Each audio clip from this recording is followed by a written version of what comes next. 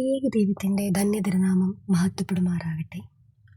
ജീവിത വിശുദ്ധി കൊണ്ടും സ്വയം സമർപ്പണം കൊണ്ടും കനൽ വഴികളിൽ തളർന്നു പോകാതെ സ്വന്തം പുത്രൻ്റെ ജീവിത വഴിയാത്രയിൽ കാൽവറിയോളം യാത്ര ചെയ്ത് ഹൃദയഭേദകമായ വാളിൻ്റെ അനുഭവങ്ങൾ അനുഭവിച്ച പ്രത്യാശ കൈവിടാതെ ദൈവാശ്രയത്തിൽ ധന്യമായ ജീവിതം നയിച്ച പരിശുദ്ധ കന്യകമറിയാം അമ്മയുടെ ഓർമ്മയുടെ നാളുകളിലാണല്ലോ നാം സഞ്ചരിച്ചുകൊണ്ടിരിക്കുന്നത്.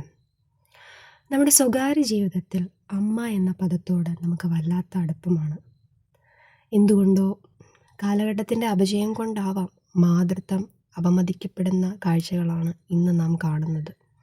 അവിടെയാണ് നൂറ്റാണ്ടുകൾ പിന്നിട്ടിട്ടും പരിശുദ്ധ കന്യകമറിയാം അമ്മയുടെ ജീവിതത്തെ മാതൃത്വത്തിൻ്റെ മഹനീയ മാതൃകയായി മാറുന്നത്.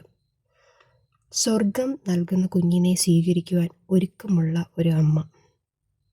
പരിശുദ്ധ കന്യകമറിയാം അമ്മയുടെ ജീവിതവും പരിശുദ്ധാത്മാവിൽ സ്വർഗം തന്ന കുഞ്ഞിനെ തൻ്റെ ഉദരത്തിൽ വഹിക്കുവാൻ തൻ്റെ ജീവിതം തന്നെ സ്വയം സമർപ്പിച്ച ഒരമ്മയുടെ ചിത്രവുമാണ് നമുക്ക് കാണാൻ ഇടയാകുന്നത്.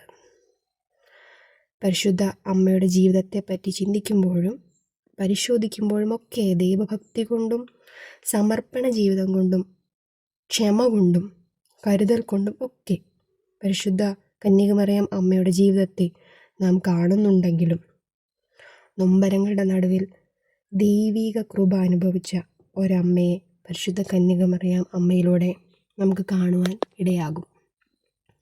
പ്രിയപ്പെട്ടവരെ, ഈ ആധുനികമായ കാലഘട്ടത്തിൽ ജീവിതത്തിൻ്റെ പലവിധ വേദനകളിൽ കൂടി കടന്നു പോകുന്ന എല്ലാ മനുഷ്യരുടെയും ജീവിതത്തിൽ അമ്മ മന്ത്രിക്കുകയാണ്. നൊമ്പരങ്ങളുടെ നടുവിൽ ദൈവിക കൃപ അനുഭവിച്ചാൽ ദൈവത്തിൽ നിന്ന് വലിയ ആശ്വാസവും പ്രത്യാശയുടെ തലവും ലഭ്യമാകുവാൻ ഇടയാകും. ഈ നോമ്പിൻ്റെ കാലഘട്ടം പരിശുദ്ധ കന്യകമറിയാം അമ്മയുടെ സ്മരണകൾ നിലനിൽക്കുന്നുണ്ടല്ലോ. ഈ നോമ്പിൻ്റെ നാളുകളിൽ കൂടുതൽ ദൈവിക സന്നിധിയിൽ വളരുവാനും ഉയരുവാനും ദൈവം നമ്മെ സഹായിക്കട്ടെ. ആമേൻ.